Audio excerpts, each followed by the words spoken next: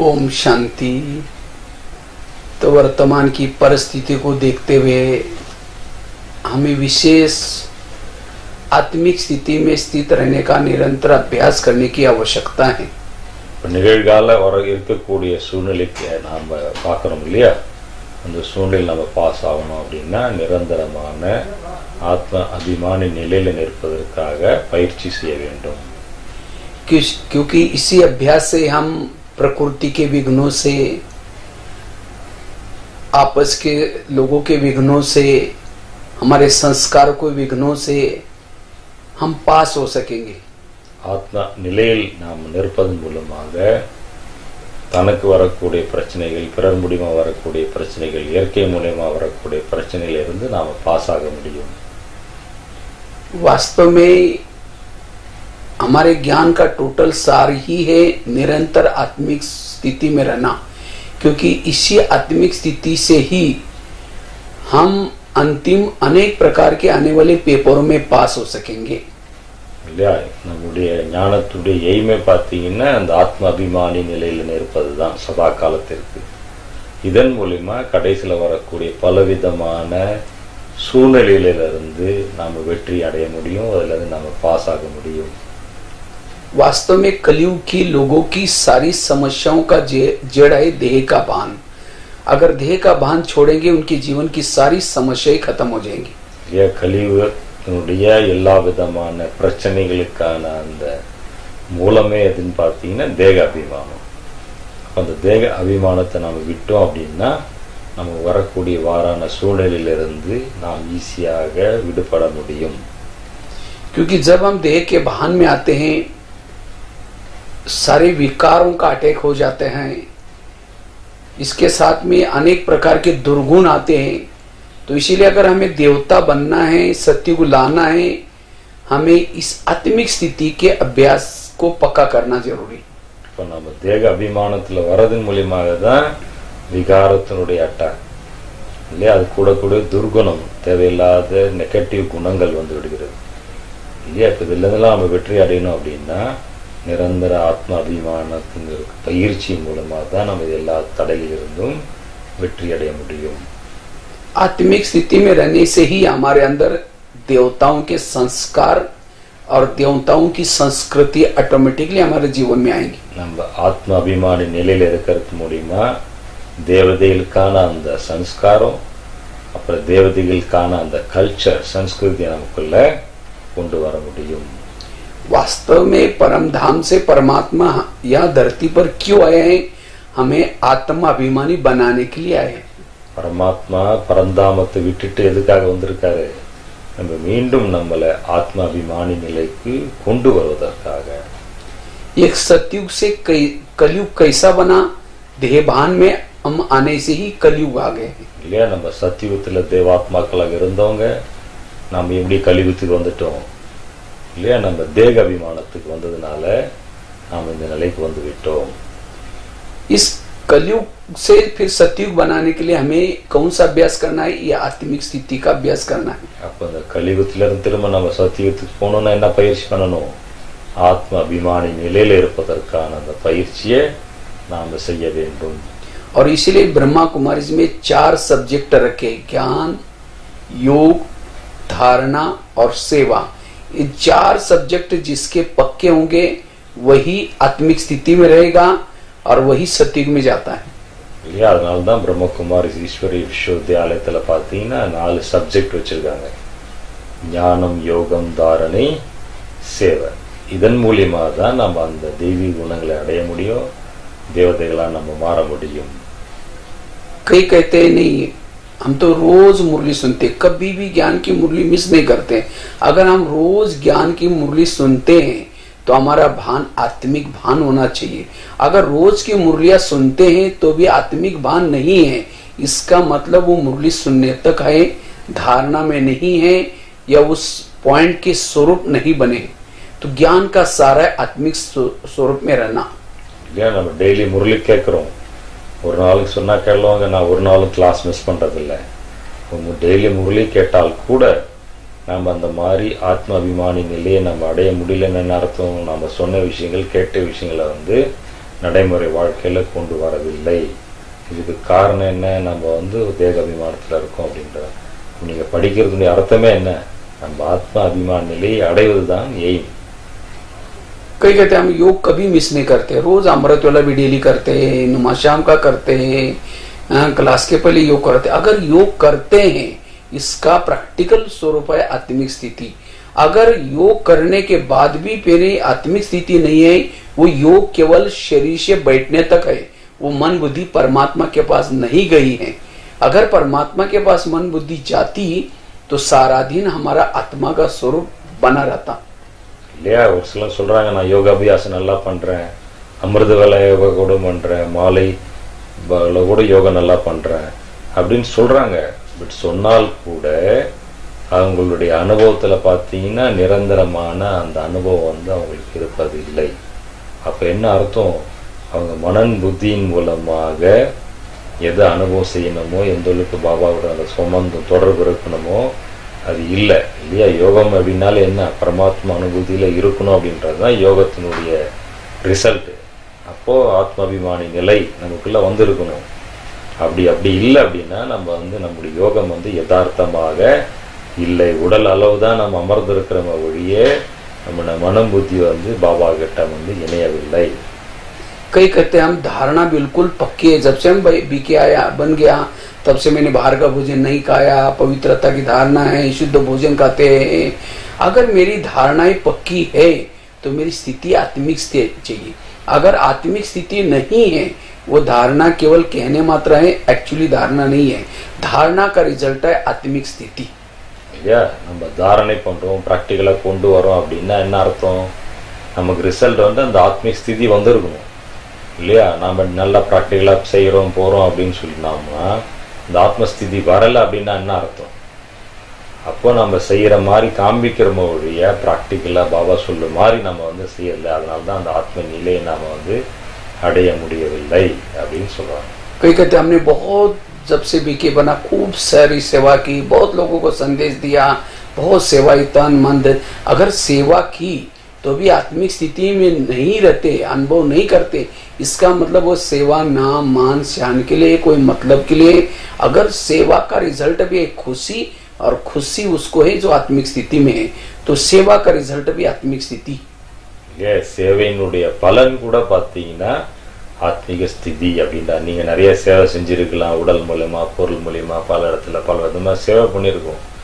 ஆனா அந்த சேவையினுடைய பலன் குஷியானது, அந்த ஆத்ம ஸ்திதியானது நமக்குள்ள வரல அப்படின்னா நாம என்ன பண்ணுவோம்? சேவை வந்து பெயர் புகழுக்காக பண்ணிருக்கிறோம், ஏதோ ஒரு ஆசையை வச்சு பண்ணிருக்கிறோம்.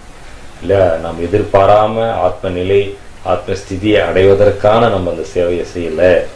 நம்ம சரியா யதார்த்தமா சேவை செஞ்சிருக்கோம் அப்படின்னா அந்த ஆத்மீக ஆத்மஸ்திதி, ஆத்ம அபிமானி நிலை நமக்குள்ள வந்திருக்கும். அதற்கு பலன் நமக்கு வந்து மகிழ்ச்சி இருக்கும் அப்படின்னு சொல்றாங்க. तो चारों सब्जेक्ट का सारा आत्मिक स्थिति, इसीलिए बाबा ने इस ब्रह्मा कुमारी के 4 सब्जेक्ट रखे हैं, क्योंकि हमें बाबा आत्मिक स्थिति में की अनुभूति कराता है। और जब हम आत्मिक स्थिति में रहते हैं तब हमारे अंदर परिवर्तन आएगा, हमारी हर इंद्रिय हमारी शासन प्रमाण चलेगी। இல்லையா? இந்த 4 சப்ஜெக்ட் எதற்கு வச்சிருக்காங்க? 4 விதமான பாடம். ஆத்ம அபிமானி நிலையை நாம் அடையணும் அப்படின்றது தான். அப்ப நம்ம ஆத்ம அபிமானி நிலையை அடைஞ்சிருக்கோம் அப்படின்னா நம்முடைய கர்மேந்திரியங்கள் வந்து நம்முடைய கட்டுப்பாட்டுல இருக்கும். இல்லையா? நம்ம எந்த மாதிரி நினைக்கிறோமோ அந்த மாதிரி நம்முடைய கர்மேந்திரியங்கள் நாம சொல்றத கேட்கும். அதுதான் ஆத்ம அபிமானி நிலையினுடைய அடையாளம். इसलिए अंतिम समय हमारे सामने विभिन्न प्रकार के पेपर आएंगे, और उस पेपरों में अगर हमें पास होना है, ये आत्मिक स्थिति को अब नेचुरल नेचर बनाने की जरूरत है। இல்லையா? கடைசியில வரக்கூடிய பல விதமான பரீட்சையில நம்ம பாஸ் பண்ணணும், பல விதமான சூழ்நிலையை நம்ம பாஸ் பண்ணணும் அப்படின்னா நம்ம ஆத்ம அபிமானி நிலையை அடைய வேண்டும். आत्मिक स्थिति में रहने वालों को किसी की भी दोष दिखाई नहीं पड़ते। अगर किसी की दोष दिखाई पड़ते तो इसका मतलब मेरे अंदर मेरा अपना देह भान है। இல்லையா? ஆத்ம நிலையில இருக்கிறாங்க அப்படின்னா யாருடைய குறையும் அவங்களுக்கு தெரியாது. பிறருடைய குறை தெரியுது அப்படின்னா நாம இன்னும் ஆத்ம அபிமான நிலைக்கு வந்து வரல. हम तो दूसरों को कहते इसको सुधारना चाहिए, इसको बदलना चाहिए, ऐसा क्यों करता है। अरे मुझे बदलना है, मैं देहभान में आया हूं, इसीलिए उसके मुझे दोष दिखाई पड़ रहे हैं। अपने खुद को बदलो तो सब कुछ बदलाव नजर आएगा। நம்மை மாற்றாததன் காரணமா இவங்க இப்படி பண்றாங்க, அதை செய்யறாங்க, இப்படி போறாங்க, அப்படி போறாங்க, இவ்வளவு குறை இருக்குன்னு மற்றவங்களுடைய குறைகளை பத்தி பேசுவோம். நாம் நம்முடைய குறையை உணராததுனால, நம்முடைய குறைகளை மாற்றாததுனால பிறர்களுடைய குறைகள் தெரியுது. அதன் மூலியமா தான் நம்ம ஆத்மாபிமானி நிலையை அடைய முடியாம இருக்கிறோம். इतना ही नहीं, आत्मिक स्थिति में रहने से हमें अति इंद्रिय सुख मिलेगा, और जिसको इंद्रियों से भी अतीत सुख मिलता है वो संसार की कोई भी वस्तु, कोई भी व्यक्ति, कोई भी उसके पुराने संस्कार अपने तरफ आकर्षित नहीं कर सकते। இல்லையா? அந்த ஆத்ம அபிமானி நிலையில நமக்கு அதீந்திரிய சுகமானது கிடைக்கும் இல்லையா? எப்போ நம்ம அந்த மாதிரி அதீந்திரிய சுகத்துல இருக்கும்போது எந்த ஒரு பொருளோ இல்லை எந்த ஒரு மனிதனோ யாருமே நம்மளை கவர்ந்து இழுக்க முடியாது. इतना ही नहीं, आत्मिक स्थिति में रहने से कोई भी पुराने संस्कार आकर्षित नहीं करेंगे। अगर कोई पुराना संस्कार अभी भी मुझे अपनी तरफ आकर्षित करता है, इसका मतलब मैंने उस अतीन्द्रिय सुख का अनुभव नहीं किए हैं। ஆத்ம நிலையில் நாம் இருக்கும்போது நம்முடைய பழைய எவ்விதமான சம்ஸ்காரங்கள் நம்மளை அடிமைப்படுத்த முடியாது. நாம் அந்த மாதிரி அடிமையாகிறோம், அந்த கவர்ச்சியில வரோம் அப்படின்னா நாம் இன்னும் அந்த ஆத்ம அபிமானி நிலையை அடையவில்லை. जैसे कोई जिलेबी खाता है और उसको मुरमुरा दो, कहेगा नहीं नहीं मैंने जिलेबी इतनी अच्छी चीज खाई, अब मुरमुरा नहीं चाहिए। इसी तरह जिसने इंद्रियों से भी अधिक अति इंद्रिय सुख का अनुभव किया है उसको विकार फीके लगेंगे, मुरमुरा की तरह लगेंगे। अगर मुझे विकार आकर्षित करते हैं, इसका मतलब मैंने वो जिलेबी का अर्थात वो सोल कॉन्शियस का अनुभव नहीं किया है, उसकी टेस्ट नहीं लिया है। तो जिन्होंने इस आत्मा अभिमानी स्थिति की टेस्ट लिया है उसको सारे संसार से वैराग आएगा, विकारों से वैराग आएगा, कोई भी बातें उसको आकर्षित नहीं कर सकती। यार आत्मा अभिमानी நிலையில இருப்பது என்பது நம்ம ஜாங்கிரி சாப்பிடுற மாதிரி. எவ்வளவு ஸ்வீட்டானது. ஸ்வீட் சாப்பிட்றவங்களுக்கு காரம் பிடிக்குமா? இல்லை, யார் ஸ்வீட் சாப்பிட்டாங்களோ எப்படி நீங்க அந்த கர்மேந்திரியனுடைய டேஸ்ட்டை விட யார் அதீந்திரிய சுகத்தினுடைய அந்த டேஸ்ட் அனுபவிச்சவங்களுக்கு ஜாங்கிரி சாப்பிட்ற மாதிரி அவங்களுக்கு இந்த காரம் என்பது பிடிக்காது. அப்போ ஆட்டோமேட்டிக்காக அவங்களுக்குள்ள என்னன்னா அந்த வைராக்கியம் விடுகிறது. உலகில விஷயங்கள்ல இருந்து, உலகில் பார்க்கக்கூடிய விஷயம், கேட்குற விஷயங்கள்ல இருந்து. ஏன்னா அவங்களுக்கு அந்த அளவுக்கு அதீந்திரிய சுகத்தினுடைய அனுபவத்தின் காரணமாக இல்லை. அதனால நம்ம என்ன பண்ணுவோம், ஆத்ம அபிமானி நிலையில இருக்கோம் அப்படின்னா நமக்குள்ள அதீந்திரிய சுகத்தினுடைய அனுபவம் கண்டிப்பா இருக்கும். इसलिए इस अभ्यास के हमें पीछे पड़ने की जरूरत है, इसकी ही मेहनत करने की जरूरत है। और जो ये मेहनत करता है, बाकी उसको जो योग लगाने की मेहनत, सेवा की मेहनत और जो मेहनत लगती है, संस्कार परिवर्तन की मेहनत, सारे मेहनत से छूटने का आधार है ये आत्माभिमानी की मेहनत पक्की करने की जरूरत है। நம்ம ஆத்ம அபிமானி ஆவதற்கான முயற்சி மற்ற எல்லா விதமான கஷ்டத்திலிருந்து நம்மளை விடுவிக்கிறது. சேவைக்காக சரி, அந்த மாதிரி பல விதமான விஷயங்கள் நாம சொல்லலாம். அந்த மாதிரி எல்லா விதமான விஷயங்கள்ல இருந்தும் நம்ம ஈஸியா விடுவிக்கிறது. அந்த மாதிரியான கஷ்டத்துல விடுவிச்சு நம்மள ஆத்ம அபிமானி நிலை என்றது அவங்களுக்கு ஒரு சுகமான ஒரு நிலை. அதுல எவ்விதமான கஷ்டம் கிடையாது. அதனால ஒரே ஒரு முயற்சி நாம பண்ணோம்னா மற்ற எல்லா விதமான முயற்சியிலிருந்து நாம் ஈஸியா விடுபட முடியும். அதுதான் ஆத்ம அபிமானி நிலை அடைவதற்கான அந்த எஃபோர்ட், அந்த முயற்சி நாம சதா காலத்திற்கு செய்ய வேண்டும். कई कहते हैं मुझे कोई तंग करता है, मुझे कोई समस्या आते, मुझे सहन नहीं होता। सहन करने का पुरुषार्थ नहीं करना है, पुरुषार्थ करना है आत्माभिमानी स्थिति का। अगर मुझे सहन नहीं होता कोई समस्या और प्रॉब्लम को, इसका मतलब मैं देह भान में हूं. இல்லையா? யாராவது ஏதாவது தவறு செய்யும் போது நம்மளால பொறுத்துக்க முடியல அப்படின்னு சொல்றோம். இங்க பொறுத்துக்க வேண்டிய அவசியமே இல்லை. நீங்க ஆட்டோமேட்டிக்கா நம்ம தேக அபிமானி நிலையை, ஆத்மா அபிமானி நிலையை நாம அடைய அடைய அடைய இந்த மாதிரி விஷயங்கள் நமக்கு ஈஸியா தெரியும். அங்க கஷ்டமா தெரியாது. ஆகவே நாம் என்ன பண்ணணும், ஆத்ம அபிமானி நிலையை அடைவதற்கான நம்ம முயற்சி செய்ய வேண்டும்.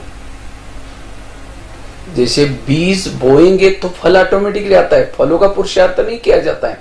बीज बोएंगे, पेड़ आएगा तो उसको फल लगेगी। इसी तरह जो आत्माभिमानी स्थिति का पुरुषार्थ करेगा उसके जीवन में सहन शक्ति, धैर्यता, सत्यता, सारे वैल्यूज ऑटोमेटिकली आएंगे। अगर मेरे जीवन में वैल्यू नहीं है, शक्तियां नहीं है, इसका मतलब मैंने बीज ही नहीं बोया है। इसलिए बीज बोना अर्थात सोल कॉन्शियस का अभ्यास करने की जरूरत है। இல்லையா? விதையை விதைத்தோமானா ஆட்டோமேட்டிக்கா பலன் கண்டிப்பா கிடைக்கும். நீங்க பழம் வரணும் அப்படின்றதுக்காக பலன் கிடைக்குன்றதுக்காக விதையை போடாம இருந்து எப்படி பழம் வரும்? விதை போட்டா ஆட்டோமேட்டிக்கா பலன் தானாவே கிடைக்கும். அதுல விதையானது நம்ம ஆத்ம அபிமானியாக இருக்க வேண்டும். ஆத்ம அபிமானி நாம நிலையில் இருக்கும்போது சத்தியமாக இருப்பது, தைரியமாக இருப்பது, அன்பா இருக்குது, பாபா சொல்லக்கூடிய எல்லா விதமான தெய்வீக குணங்கள் தானாவே நமக்குள்ளார வரும் இல்லையா? அப்ப எல்லா விதமான தெய்வீக குணங்கள் வருவதற்கான முயற்சி நமக்கு முழுக்க முழுக்க ஆத்ம அபிமானி நிலை, சோல் கான்சியஸ் நிலைக்கு நாம முழு முயற்சி செய்யணும். அவ்வாறு செய்யாதனால்தான் நமக்குள்ளார அந்த குணங்கள், சக்திகள் இல்லாம இருக்குது காரணமே. அப்ப நம்ம என்ன பண்ணணும்? மூல பயிற்சி ஆத்ம அபிமானி நிலையை அடைவதற்கான முழு முயற்சியில் நாம் ஈடுபட வேண்டும். कई कहते हैं मुझे पुरुषार्थ के लिए टाइम ही नहीं मिलता, मेरे को ये नहीं मिलता। हाँ, वास्तव में पुरुषार्थ को टाइम उसको नहीं मिलता जो देहभान में है। आत्माभिमानी वाला निरंतर योगी है, उसको बाबा के बिल्कुल नजदीक वो कर्म कर रहे हैं, रात को सोया है, रास्ते में चल रहे हैं, तो भी जैसे लग रहा है कि मैं कंबाइंड हूँ, बाप दादा के साथ कंबाइंड हूँ। हाँ, तो आत्माभिमानी स्थिति। और जो देहभान में है, योग में बैठा है तो भी लगता है मैं योग से दूर हूँ, तभी योग में भी योग नहीं लगेगा। इसीलिए आत्मिक स्थिति में रहने वालों का वो निरंतर योगी बन सकता है, वो सदा ही वाइब्रेशन फैलाने की सेवा भी कर सकता है। இல்லையா? ஒரு சொன்னாங்களே டைம் கிடைக்கல யோகா பண்றதுக்கு அப்படின்னு சொல்றோம் இல்ல. யார் ஆத்ம அபிமானி நிலையில் இருக்காங்களோ அவங்க போகும்போது வரும்போது சதா பாபா கூட இருப்பதாக அனுபவம் பண்றாங்க. நேச்சுரலான அந்த ஆத்ம அபிமானி நிலை அவங்களுக்குள்ள இருக்கு. பட் யாருக்கு அந்த ஆத்ம அபிமானி ஆகணும்னு இன்ட்ரெஸ்டே இல்லையோ, அவங்க யோகத்துல இருந்தால் கூட என்னது, யோகத்துல இருந்தாலும் அவங்களுடைய புத்தி அலையுது. அவங்களுக்குள்ள யோகத்துல அமர்ந்து உட்காந்து பயிற்சி பண்ணால் கூட அந்த நிலை பார்த்தீங்கன்னா மேலும் கீழுமாக இருக்கு இல்லையா? இவங்க யோகத்துல அமராமல இருந்தால் கூட போகும்போது வரும்போது அந்த அனுபவத்தை செய்யறாங்க. இவங்க யோகத்துல அமர்ந்த பிறகு கூட அந்த நிலையை அவங்களால அனுபவம் பண்ண முடியல. காரணம்னா அதுக்கு தேக அபிமானம். அதில் நம்ம என்ன பண்ண முழு பயிற்சி ஆத்ம அபிமானி நிலையில் இருப்பதற்காக நம்ம செய்ய வேண்டும். आत्माभिमानी स्थिति में रहने वाला आंखें खुली है, कान खुले है, वो देखते हुए भी जैसे वो नहीं देख रहा है। अगर जिसकी सारा दिन ये स्थिति है वो कर्म योगी है, और उसके बाद जब बैठ करके योग करता है उसको सारा दिन जो देखा है, सुना है, कोई भी बातें उसको डिस्टर्ब नहीं करेगी, उसका बैठक योग बहुत अच्छा होगा. ஆத்ம அபிமானியா இருக்கக்கூடியவங்க, பயிற்சி பண்ணக்கூடியவங்க பிராக்டிக்கலா முழு நாளும் பார்த்தாலும் பார்க்காமல் கேட்டாலும் கேட்காமல் இவ்வாறான பயிற்சியின் காரணமாக எப்போ அவங்க உட்கார்ந்து தியானத்தில் அமர்ந்து யோகா பண்ணும்போது ஆட்டோமேட்டிக்கா அவங்களுடைய புத்தியானது இவங்க போகும்போது வரும்போது பார்த்த விஷயங்கள் கேட்ட விஷயங்கள் அவங்க மனதை பாதிப்பதில்லை. அவ்வாறு மனம் பாதிக்காம இருக்கும்போது நேச்சுரலான அந்த யோகியாக அவங்களால இருக்க முடியுது. அதனால அவங்க ஈஸியான அந்த ஆத்மாபிமானி நிலையில இருக்க முடியுது முழு நாளும். आत्मिक स्थिति में रहने वाला हर परिस्थिति को पॉजिटिव लेगा, सोचेगा बाबा ने मुझे चांस दिया है, हर परिस्थिति को पॉजिटिव लेता है, उसको हर परिस्थिति अच्छाई की तरफ लेके जाएगी. இல்லையா? ஆத்ம அபிமானி நிலையில இருக்கிறவங்க ஒவ்வொரு விஷயத்தையும் பாசிட்டிவா எடுத்துக்குவாங்க, நெகட்டிவ்லயும் பாசிட்டிவா பார்ப்பாங்க. அதன் மூலியமா அவங்க என்ன பண்றாங்க, பாபானுடைய அருகில போறாங்க, பாபானுடைய அனுபவத்தை பெறுகிறார்கள் இல்லையா? அதனால நம்ம என்ன பண்ணணும், ஆத்ம அபிமானி நிலையில் இருப்பதற்கான பயிற்சியை செய்ய வேண்டும். आत्मिक स्थिति में रहने वालों को ये दुनिया बहुत अच्छी लगेगी, बोले कलयुग है, प्रॉब्लम है, लेकिन उसको कोई प्रॉब्लम नजर ही नहीं आएंगे. उसको लग रहा है ये दुनिया कितनी अच्छी है, हर इंसान कितना अच्छा है. वो परिस्थितियों को चिंतन करने के बजाय वाह करता रहेगा. இல்லையா? ஆத்ம அபிமானி நிலையில இருக்கிறவங்க இந்த கலியுகத்தில் இருந்தாலும் ஒரு மோசமான சூழ்நிலையில் இருந்தாலும் எல்லாமே அவர்களுக்காக நன்றாக தெரியும், நன்றாக நடக்கும். இந்த கலியுகத்திலேயே அவங்களுக்கு பாருங்க எல்லாமே நல்ல மனிதர்களா தெரிவாங்க. காரணம் என்னன்னா அதுக்கு ஆத்ம அபிமானி நிலையினுடைய அனுபவம் இதுதான். कई कहते मुझे सेवा का चांस ही नहीं मिलता, मैं सेवा नहीं कर पाता. कुछ नहीं करो, अगर आप आत्मिक स्थिति में रहते हैं आपके द्वारा बहुत बड़ी सेवा हो रही है, क्योंकि आत्मिक स्थिति में रहने से जैसे सूर्य जब उदय होता है तो कितनी सारी सेवा करता है, इसी तरह आत्मिक स्थिति में रहना अर्थात सूर्य के समान अनेक लोगों को सकाश मिलेगी, वायुमंडल शुद्ध बनता रहेगा, अनेक विकारों की जीवाणु नष्ट होते रहेंगे। ये सबसे बड़ी सेवा है आत्मिक स्थिति में रहना। ஒரு சிலர் சொல்றாங்களே எனக்கு சேவையே கிடைக்கல அப்படின்னு, அந்த மாதிரி யாருமே சொல்ல முடியாது. நீங்க ஆத்ம அபிமானி நிலையில இருப்பதே சேவையாகும் இல்லையா? எப்படி ஒரு சூரியன் வரும்போது இருள் நீங்குகிறதோ அதே மாதிரி நம்ம ஆத்ம அபிமானி நிலையில இருக்கோம் அப்படின்னா நம்முடைய வைப்ரேஷன் அது சூரியனுடைய பிரகாசம் 4 பக்கம் பரவற மாதிரி எல்லோருடைய அந்த இருளை நீக்கும். நம்முடைய ஆத்மா சொரூபத்தினுடைய அந்த நிலையானது உலகத்தினுடைய அந்த இருளை நீக்கக்கூடியதாக, நல்ல அனுபவத்தினுடைய அலைகளை பரப்பக்கூடியதாக இருக்கும். அதில் நம்ம சேவை கிடைக்கல, நான் சேவை செய்ய முடியல அப்படின்றது சாக்கு போக்கு யாருமே நம்ம சொல்ல முடியாது. ஆத்ம அபிமானி நிலையில சதா நம்ம நிலைத்திருப்பது தான் பெரிய சேவையாகும். आत्मिक स्थिति में रहने वालों के संकल्प में सफलता होगी, सिद्धियां होगी, जो सोचेगा वही होगा। इतना ही नहीं, उसके वाणी में बल आता है, उसके दृष्टि में बल आता है। इसीलिए मुझे लगता है हर मुरली, कोई भी मुरली उठाओ, बाबा कहते बच्चे आत्मा समझ के फिर मुझे याद करो, आत्मा समझो, आत्मा समझो। हर मुरली में आत्मा का पाठ पक्का कराता है, क्योंकि इस विद्यालय का सबसे इम्पोर्टेंट पॉइंट இல்லையா? நம்ம ஆத்ம நிலையில இருக்கும் போதுதான் நம்முடைய எண்ணங்கள் வெற்றி அடையும். நம்ம பார்ப்பதில், பேசுவதில் எல்லாத்துலயும் வெற்றி கிடைக்கும். அதுல சக்தி இருக்கும். அதனால்தான் பாபாவுடைய எல்லா முரளிலையும் பாருங்க, எவ்வளவு முரளி பாபா சொல்லியிருக்காரு. எல்லாத்துலயும் பாபா என்ன சொல்லியிருக்காரு? முதல் பாடமே ஆத்ம அபிமானியாகுங்கள் இல்லையா? ஆத்ம அபிமானி தான் முழு எசன்ஸ் ஆஃப் தி ஞானம். इसलिए जैसे कोई मकान बनाते, घर बनाते, बिल्डिंग बनाते हैं, उसका फाउंडेशन मजबूत किया जाता है।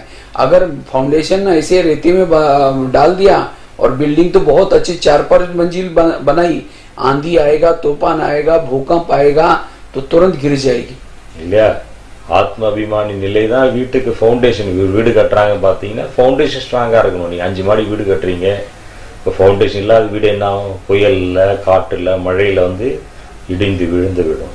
ஆகவே ஆத்ம அபிமானி நிலை என்பது நாம கட்டுகின்ற வீட்டுக்கு ஃபவுண்டேஷன். அதனால ஃபவுண்டேஷன் மிக மிக மிக ஸ்ட்ராங்காக இருக்க வேண்டும். इसी तरह जिन्होंने इस ज्ञान में चल करके ये आत्मा का लेसन पक्का किया है, बाकी और कुछ आगे बढ़ो ही नहीं, बस मैं आत्मा हूं, मैं आत्मा देख रही हूं, मैं आत्मा सुन रही हूं, मैं आत्मा इस शरीर में बैठी हूं, इस आत्मा के लेसन को पक्का करो, आत्मा अनुभूति करो तो परमात्मा अनुभूति ऑटोमेटिकली हो जाएगी. இல்லையா? இதுதான் எசன்ஸ். முழு ஞானத்தினுடைய நாம ஆத்மா அபிமானி நிலைக்கு கொண்டு வர வேண்டும். நீங்க வேற எதுவுமே செய்யாட்டினாலும் பரவாயில்ல, இந்த ஆத்மா அபிமானி நிலைக்கு நான் ஆத்மா பார்க்கிறேன், நான் ஆத்மா பேசுறேன், நான் ஆத்மா அந்த பயிற்சி தான் நமக்கு பரமாத்மா அனுபூதி கூட நமக்கு அளிக்கும். ஆகவே ஆத்மா அபிமானி நிலையில இருப்பதுதான் மிக முக்கியமான முயற்சியாகும். अगर मैं ज्ञान में चलते चलते मैं कई बार संस्कार के वश हो जाता हूँ, कोई विकारों के वश हो जाता हूँ, कभी मेरे अंदर क्रोध आता है, कभी काम आता है, या अगर बीच बीच में फेल हो जाते हैं, इसका मतलब मैंने आत्मा का फाउंडेशन पक्का ही नहीं किया। तो इसलिए अभी भी समय है, अभी भी परीक्षा चालू नहीं हुई, चारों तरफ से परीक्षा चालू हो जाएगी। उससे पूर्व अगर हमें पास होना है, सत्युग में उच्च पद प्राप्त करना है, इस मेहनत के पीछे लगना है.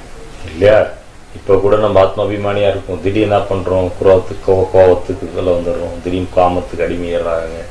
இந்த மாதிரி இடையிடையே நம்ம ஃபெயில் ஆகிறோம் அப்படின்னா இப்ப கூட கொஞ்சம் டைம் இருக்கு. நம்ம முழு முயற்சி ஆத்ம அபிமானி நிலைக்கு நாம் அடைவதற்கான முயற்சியை செய்ய வேண்டும்.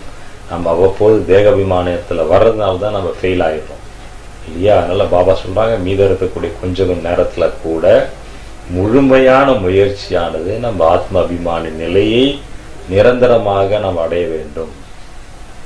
जैसे कोई घर में लाइट नहीं है तो वहां भूत बंगला बन जाता है, भूत आकर के रहते हैं। इसी तरह जिस शरीर में आत्मा का भान नहीं है तो वहां विकार रूपी भूत रहना शुरू करते, काम का भूत, क्रोध का भूत। भूत डरते लाइट से। पहले जमाने में जगह जगह पर बहुत सारे भूत रहते थे, लेकिन आजकल शायद भूतों का नाम खत्म हो गया। पहले तो गांव गांव में कई जगह पर भूत रहते थे, लेकिन आजकल नहीं है क्योंकि गांव गांव में तक लाइट पहुंच गई। इसी तरह विकार रूपी भूत भी जिस शरीर में आत्मा का भान नहीं है वहीं विकार रूपी भूत रहते இல்லையா? எங்க வீட்டுல லைட் இல்லையோ இந்த காலத்துல பாத்தீங்கன்னா இருட்டு வீட்டுல வந்து பூதம் இருக்குன்னு சொல்லுவாங்க. இப்போ அந்த மாதிரி கிடையாது. ஏன்னா வீட்டுக்கு வீட்டு லைட் வந்து போச்சு. அதே மாதிரி நம்ம தேக அபிமானத்துல இருக்கிறதன் மூலமாக இந்த பூதம் காமம் குரோதம் மோகம் லோபம் அகங்காரத்தினுடைய பூதங்கள் நமக்குள்ள வாசம் செய்கிறது. எப்பொழுது நம்முடைய ஆத்மாவுடைய லைட் எரிய ஆரம்பிச்சிருதோ நம்ம ஆத்ம அபிமானி நிலை அடைய அடைய நமக்குள்ள இருக்க பூதங்கள்லாம் ஓடிடும். அதில் நம்ம முழுக்க முழுக்க ஆத்ம அபிமானி நிலையிலே சதா நிரந்தரமாக இருக்கும்போது நமக்குள்ள எந்த விதமான பூதங்களும் வர முடியாது. विकारों को भगाने की कोशिश नहीं करो। कभी काम निकाल दिया फिर क्रोध आएगा, क्रोध को भगाओ वो आएगा। हमें लाइट जलाने का कोशिश करना है। आत्मा भी ये नहीं सोचे कि मेरे अंदर ये संस्कार है। कभी निराश नहीं होना है। आप लाइट जलाने की कोशिश करो, सारा दिन सोल कॉन्शियस बनो, ऑटोमेटिकली भूत भाग जाएंगे। இல்லையா? நான் இன்னைக்கு வந்து காம விகாரத்தை ஓட்டணும், நாளைக்கு கோபத்தை ஓட்டணும், இந்த மாதிரி விகாரத்தை ஓட்டுவதற்கான முயற்சி செய்ய வேண்டாம். சதா நம்ம வீட்டுல லைட் எரிந்து கொண்டே இருப்பதற்கான முயற்சி செய்யுங்க. சதா சோல் கான்சியஸ்ல இருப்பதற்கான நம்ம முயற்சி செஞ்சோம் அப்படின்னா ஆட்டோமேட்டிக்கா அந்த விகாரங்கள்லாம் தானாவே ஓடி போயிடும். அப்படி முயற்சின்னா சதா வீட்டுல ஆத்மா லைட் ஆனது ஆத்மாபிமானி நிலையில் நம்ம சதா நிரந்தரமாக இருப்பதற்கான அந்த முயற்சி தான் முதல் முயற்சி ஆகும். आत्मिक स्थिति में रहने वालों की सारी इंद्रियां उसके वश में रहेगी और जिसकी संगम युग में इंद्रिया वश में अनुशासन में चलते वो भविष्य का राजा है। क्योंकि हमारी इस पढ़ाई का सारा है भविष्य में राजा रानी बनना ये है। लेकिन वो कौन बन सकता है? जो आत्माभिमानी स्थिति में जिन्होंने पुरुषार्थ किए हैं वो राजा बनेगा। இல்லையா? நம்ம ஆத்ம அபிமானி நிலையில இருப்பதன் மூலமாக நம்ம சர்வ கர்ம யந்திரங்கள்ல வந்து நமக்கு அடிமையா இருக்கும். அந்த கர்ம யந்திரங்களுக்கு மூலமா நம்ம ராஜ்யா மாறும், சுயராஜ்ய அதிகாரியா மாறும். யார் இன்று சுயராஜ்ய அதிகாரியா இருக்காங்களோ அவங்க தான் நாளைக்கு விஸ்வத்தை ஆளக்கூடிய விஸ்வ மகாராஜன் விஸ்வ மகாரியாக மாறுறாங்க. இதுதான் நம்முடைய எய்ம். அப்ப அந்த சுயராஜ்ய நிலையை நம்ம அடையணும் அப்படின்னா நம்ம கர்மேந்திரியங்களே வெல்ல வேண்டும். அந்த கர்மேந்திரை வெல்வதற்கான வழி निरंतरमान आत्माभिमानी निलयागुम। जैसे नौका अगर पानी के ऊपर से चलती है पार हो जाती है, अगर नौका के अंदर पानी आता है तो डूब जाते। इसी तरह जो इंद्रियों को चलाता है वो पार हो जाता है और जिसको इंद्रिया चलाते है वो डूब जाता है। எப்படி ஒரு படகு பார்த்தீங்கன்னா தண்ணிக்கு மேல போகும்போது இந்த தண்ணி படகு வந்து ஆற்றை கிராஸ் பண்ணலாம். படகுக்குள்ள தண்ணி என்ன வந்ததுன்னா படகு முழுகி போகும். அதே மாதிரி கர்மேந்திரியங்களை நாம் நம்முடைய கண்ட்ரோல்ல வச்சோம் அப்படின்னா நாம வந்து இந்த கடலை கடந்து விடுகிறோம். எப்போ கர்மேந்திரியங்கள் கர்மேந்திரியங்கள் நம்மள வந்து ஆளுமை செய்யும் போது நாம் அதுக்கு அடிமையாகி விடுகின்றோம். ஆகவே நாம் என்ன பண்ணோம்? கர்மேந்திரியங்களை நமது கட்டுப்பாட்டிலே வைக்க வேண்டும். அதுக்கு வந்து ஆத்ம அபிமானி நிலைக்கான பயிற்சி வேண்டும்.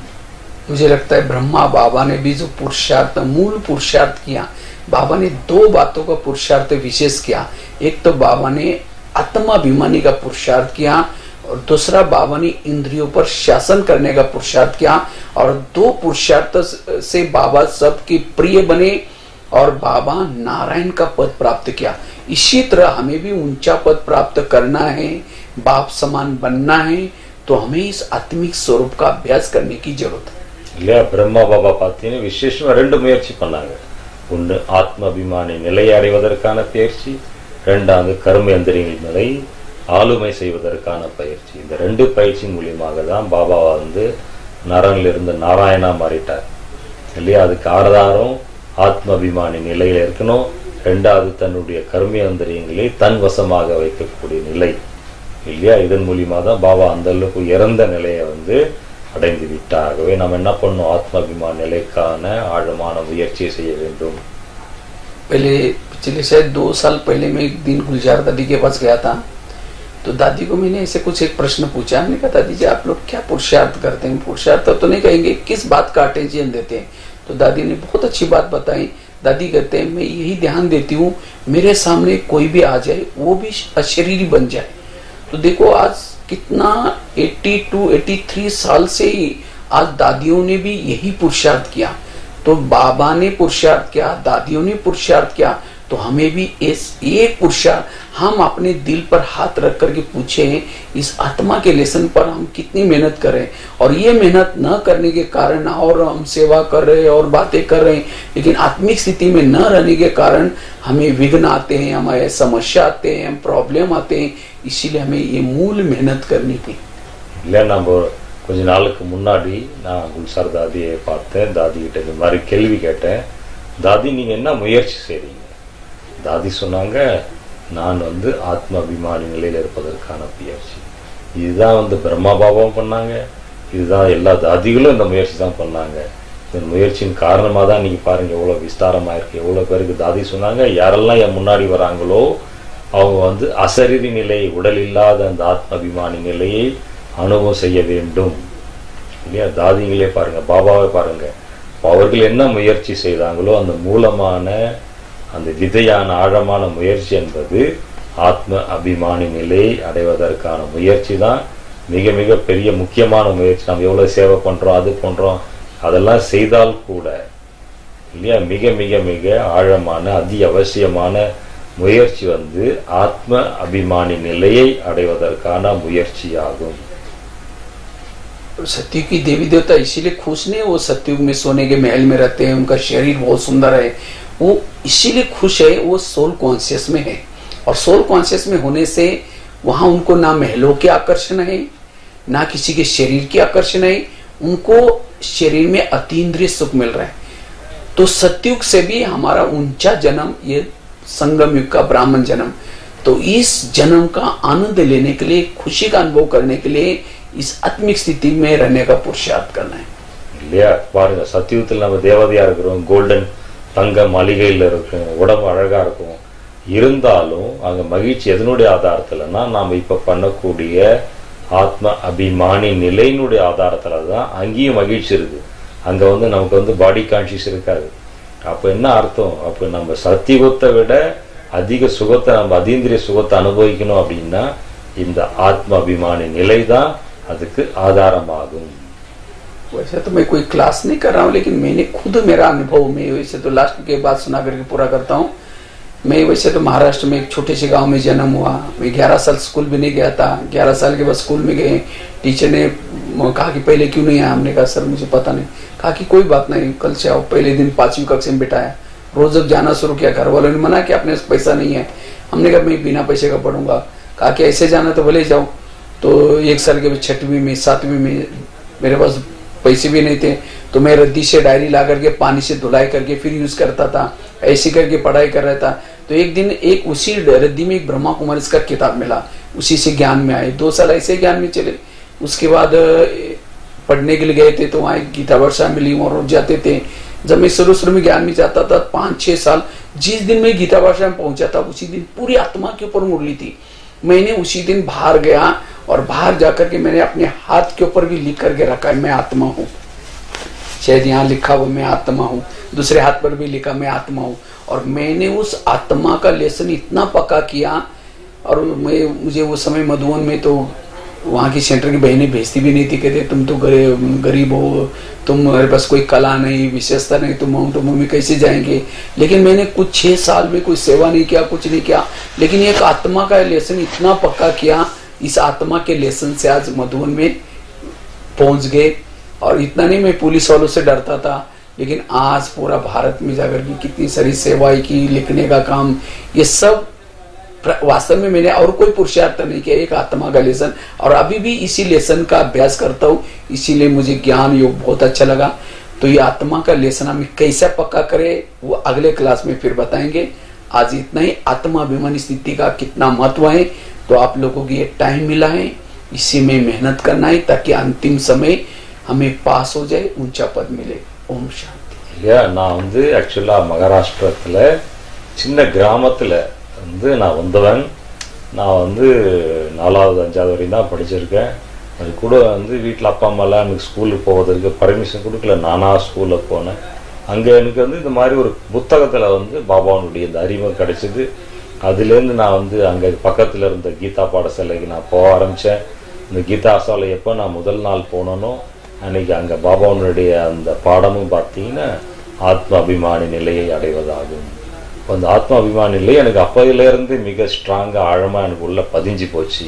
நம்ம ஆத்ம அபிமானி நிலையை அடையணும்னு சொல்லிட்டு அதனால்தான் நான் என்னுடைய 2 கையில கூட பார்த்தீங்கன்னா ஆத்மா ஆத்மான்னு சொல்லிட்டு அந்த பச்சை குத்துவாங்க தெரியுங்களா, பார்த்துக்க அந்த காலத்துல அந்த மாதிரி என் கையில கூட நான் அந்த மாதிரி குத்தி வச்சிருக்கேன். அந்த ஆத்மாபிமானி நிலை தான் என்ன பார்த்தீங்கன்னா கொஞ்சம் கொஞ்சமா படிப்படியா என்னை